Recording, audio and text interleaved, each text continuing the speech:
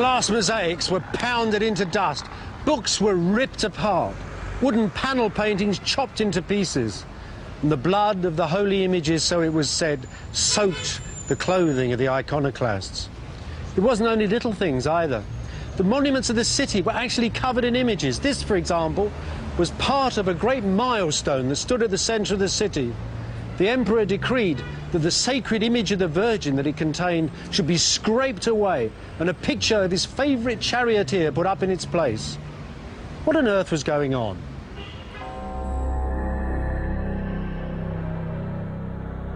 Once more, signs and symbols tell the story.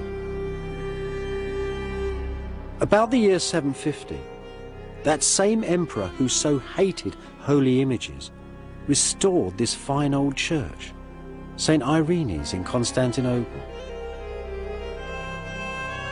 The plain cross is the measure of the man. The pious Emperor Constantine V, a single-minded soldier. Like other emperors and generals of the time, Constantine V believed the sacred pictures were evil in the sight of God. The church contains no other images. We move in a dangerous and mysterious age.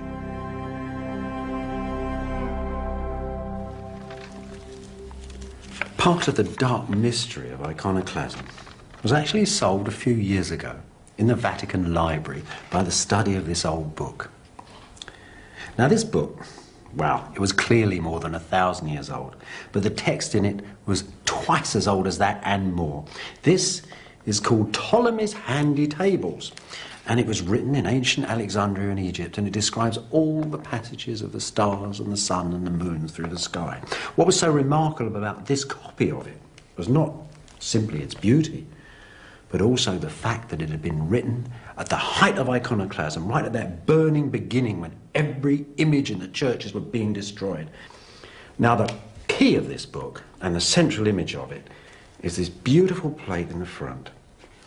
And it shows you, it's a sort of a diagram from the most ancient world of astrology. There's the zodiac signs around the edge, all those wonderful old signs, all added together to make a sort of cosmos. And in the middle, this iconoclast artist has actually painted Apollo, the sun god. This is the ancient Greek world. It revolves around the sun. And there's Apollo in his chariot sailing through the sky. Isn't that extraordinary?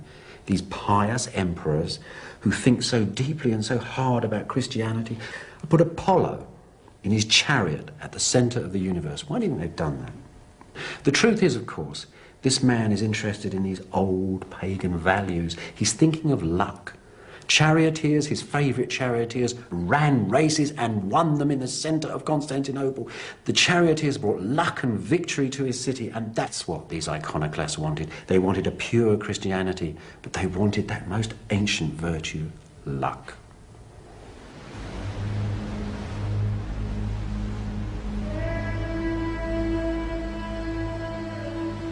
In the great spasm of iconoclasm that passed through Byzantium in the 700s, the monasteries and nunneries along this lonely coastline to the south of Constantinople sheltered both the artists and the holy images.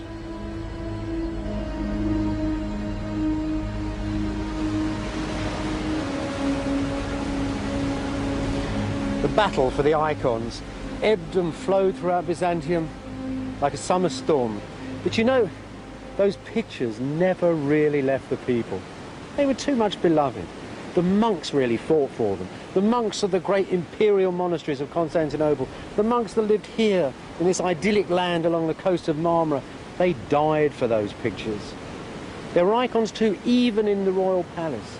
The ordinary people liked them. The people in the royal family liked them. Constantine V's own son was married to a girl from Athens called Irene, who kept icons in the palace.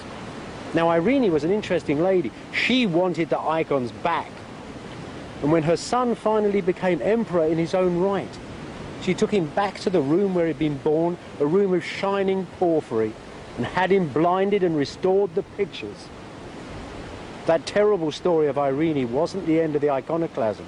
50 years later, they were still torturing people who liked pictures. A painter called Lazarus had his hands forced down on sheets of red-hot iron to stop him painting, and still he got a paintbrush in his crippled hand and painted a new image of the Halkid Christ on the gate of the imperial palace. And that, as the people of the city knew, was the restoration of the pictures.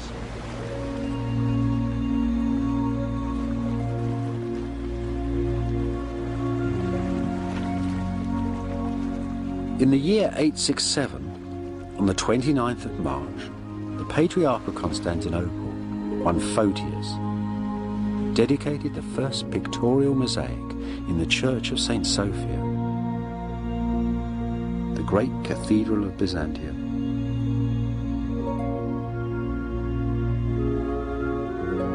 Beside it, in mosaic, was a single sentence: "These images that the heretics cast down have been set up again by pious emperors." The iconoclasts had lost the century-old debate. Even in her image, Photius tells us, the Virgin graces and delights. She strengthens and she comforts us.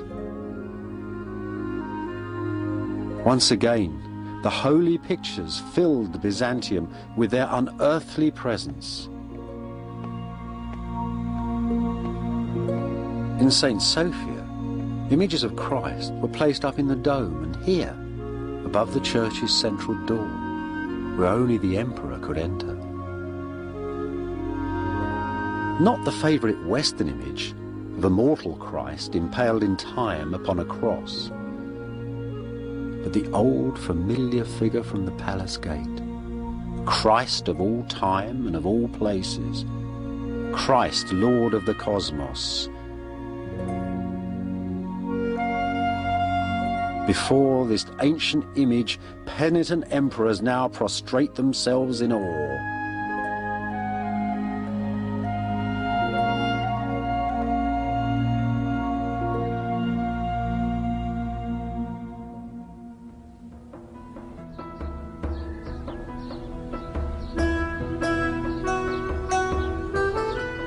Not long ago, there was a better ending to this story. Here, in the ancient walled city of Nicaea, close to Constantinople. In the first years of Byzantium, the Christian creed had been written in this pretty little city, and approved here too, by the first council of the church. Over the following centuries, Nicaea had filled with little churches. One of them, a miniature St. Sophia, decorated with mosaics that celebrated the return of icons after the iconoclasm. Now, though, you can only see the glittering scenes in old photographs. The triumphant angels, the exquisite Madonna drawn over the shadow of the iconoclast's plain cross.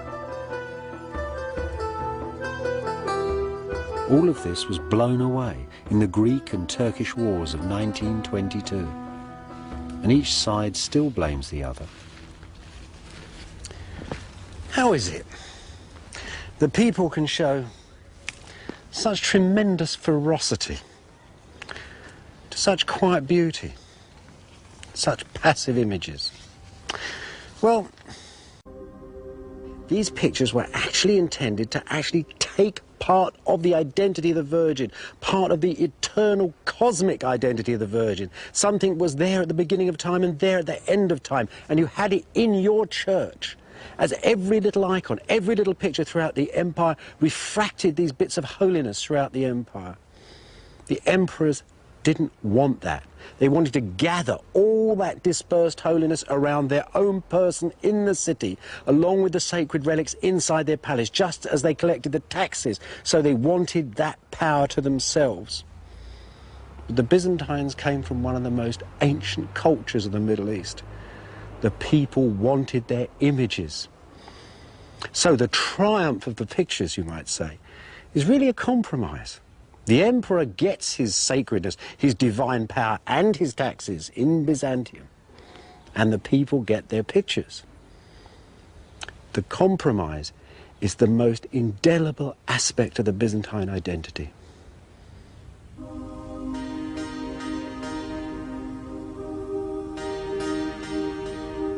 This is a picture of a procession carrying an icon, and it was made 6 centuries ago, in the last years of Byzantium. It gives a precious glimpse of Constantinople's most famous image of the Virgin Mary, painted, it was believed, from the life by St. Luke himself.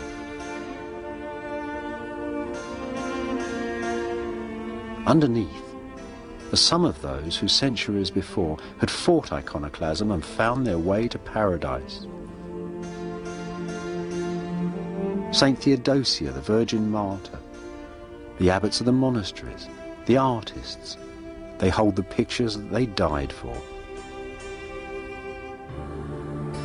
Pictures painted with such passion and precision, such blazing colour, such quiet power.